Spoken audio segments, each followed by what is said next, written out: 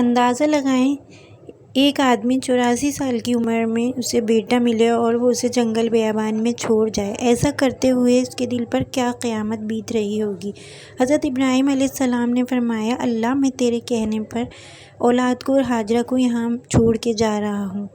تصور کرتی ہوں تو آنکھوں کے بند ٹوٹ جاتے ہیں۔ شوہر کے جاتے ہوئے دیکھا ہوگا تو کیا گزر رہی ہوگی۔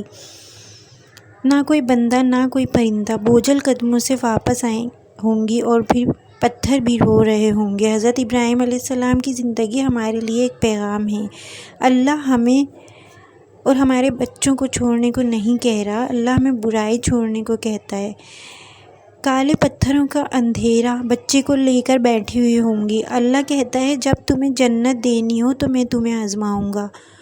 وہ دوڑ رہی تھی، پتہ تھا کوئی انسان یہاں نہیں ہے۔ کبھی صفا کبھی مروہ، صفا مروہ صفا مروہ، 7 چکر، پھر ہمت جواب دے گئی، بے بس ہو کر گری اور الوداعی نظر بچے پہ ڈالی۔ بچہ بری طرح رو رہا تھا۔ اتنے میں ایک نوجوان پر نظر پڑی اور ماں کی ممتا نے انگڑائی لی۔